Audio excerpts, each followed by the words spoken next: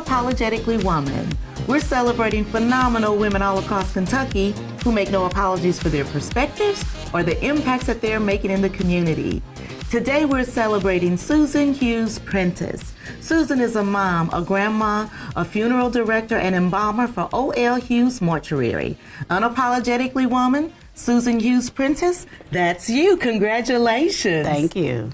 Tell me, what in the world influenced you or inspired you to become a funeral director? It's always been in our family bloodline. Our family started from Hawkins Funeral Home. John T. Hawkins was my great-grandfather, which had a firm in King, Kentucky, and then later years opened up in Lexington, Kentucky. So in 1983, my parents decided they wanted to open up our own firm, and we've been there ever since 1983. And so you guys are seeing people at a low point, yes, right? Because that means if they're seeing you, that they've lost somebody. Yeah, correct. What do you guys do to make people, to help with that process? Well, we try to treat everyone as if it's our own family. We don't look at it as just business per se, but everybody has feelings, and we try to make sure we can communicate with those feelings that everyone is feeling. And that can be difficult, I would think. Yes, it is. And so how do you keep from adopting all of the grief that's coming in that you're seeing on a regular basis? Some days I have to remember that I am working and take myself out of the element, but yet I still have compassion, sympathy, or empathy with family members. And so this is a family business for you. I understand that some of your children work in the business as well. Yes, my two sons, Desmond and Donovan Dickerson, they're both licensed in the industry. I never forced this on them. They actually came to me as they was growing up and told me they wanted to be a part of the family business. Now, I'll be honest, I didn't want to do it myself growing up. But as I tried to do other things in life, nothing else was really working out for me. And so I do believe this is my calling, to serve people. And that's what I try to do at my best. Well, and you are the first or the only woman currently that is a director of a funeral home in Lexington. Is that correct? That is correct, yes. Well, how does that make you feel to know that you're the only one? I mean, it's fine. I encourage other people to try to get in the industry. People have misconceptions of this industry when they look at TV programs or commercials and funeral costs this. That's not reality of life. As far as in the African American standpoint, you'll see our average funeral may cost, let's say, $10,000. Well, that's not necessarily true in the African American firm, because it's been a little bit tougher for our people to come up with funds. Everybody does not have insurance. Mm-hmm. A lot of people use GoFundMe. GoFundMe is not a good thing. So I try to advocate doing pre-needs to our people. To go ahead and get the insurance. I mean, nobody likes to pay for insurance, and the fact of the matter is when you buy life insurance, it's not for you, mm-hmm. It's for the people that have to take care of all of everything once you're gone. Yes, correct. And it makes life a lot easier for the family members that are left behind to try to handle a funeral service, because at the time a family is coming in, they're not thinking rationally most of the time, and you want to make sure they're not getting something that they don't need. So if you come in and try to pre-plan, it eases a lot of stress. Well, and that pre-planning, I think, is important too, because when you're in that moment of grief, you want, this is going to be the last time I'm going to be able to do anything for them. Mm-hmm. And so I could see families buying things that really, at the end of the day, won't matter at all. Right. And we try, as a firm, we try to make sure that no family does that at our location.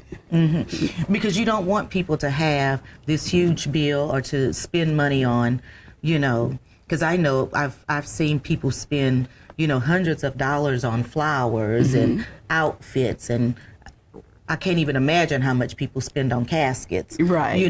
Right. In this industry, a funeral is what you choose to have. A funeral home can't make it go up or down for you. If you want higher end, you pay for higher end. You can get whatever you want. Yes. But we still try to guide you and not making mistakes in what you're looking for. Right, so that you're not coming out of all of that if that's not necessary. So how proud of you that you have 2 sons that are following in the family business. Oh, I'm very proud of that, yes. And some days I wish they had maybe taken a different road, because like I said, the funeral industry is glamorized by society. Being inside is different from what people see looking in. And how so?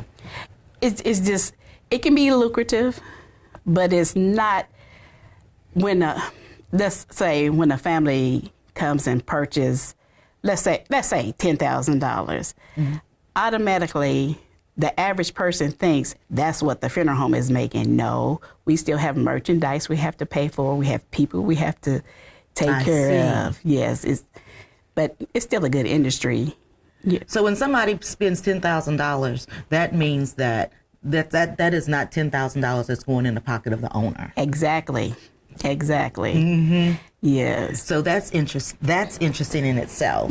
So with all of this busy life that you have, you're a new.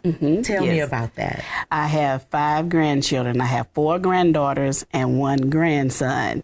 The ages, am I allowed to tell the names and ages? Yes, my oldest, we're talking about the truth here. Go okay, ahead. My oldest grandchild is Jordan. She's 14. My next grandchild is Jade. She's 12. The next one is Erilyn. She's 10. Then the next one is my grandson, Jackson, Jaxon. I love that. He is 5. No, excuse me, 4. I'm sorry, 4. And then my youngest, Riley, she is 4. Well, I bet you, I know you said the thing that you absolutely love to do when you're not working is nothing at all. Yes. But I'll bet when those grandkids are around, you're doing a whole lot. Oh, yes. I love my grandkids. I wouldn't trade it for the world. Now, do you treat them the same way that you treated your children? No. No. You love them special, right? Yes. What are some of the things that you let them get away with that you wouldn't have let your own children get away with? Anything and everything. Yes. At least, yes. Whatever they ask me for, I try to make sure it happens. Those are my grandbabies. Absolutely. And now I can send them back home. And that's the best. That's one of the best parts about it. And so, do you think that any of the grandchildren are going to carry on the family business for generations to come? I'm not for sure. My oldest granddaughter, when she was a tad bit younger, she always wanted to follow me and kind of be on services. But the way things are now, I'm not too keen on having my grandchildren present with me, because society has changed and so many things occur on services now that are different from what it used to be. Oh, what does that mean? Well, we've had a service once where a gentleman actually got killed on the service that we had. Oh, wow. It made national news. Wow. Yes. So things are different. People are different. Yes. Well, and I think, society as a whole has changed. And there are things that you couldn't even dream of that would happen that just happened. Right. Yes. So what has been, because you've been doing this for a long time, what has been your fondest memory?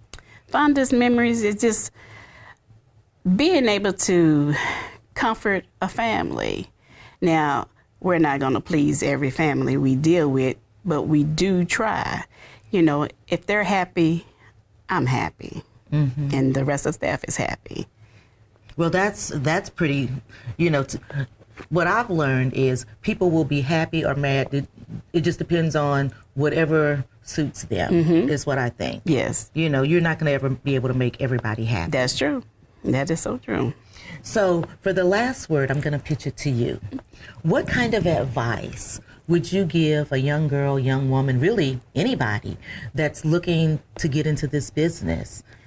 Well, I mean, you stay focused on what you're trying to do. Make sure this is what you want. Don't let anyone tell you you can't do anything, because through Christ, all things are possible. All things. So just keep your head on straight. Yes, as growing up, you may stray away, but you'll eventually come back. You will.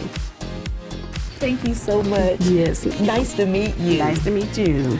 You guys continue to watch as we celebrate other phenomenal women in Kentucky that are doing special things. I'll talk to you soon.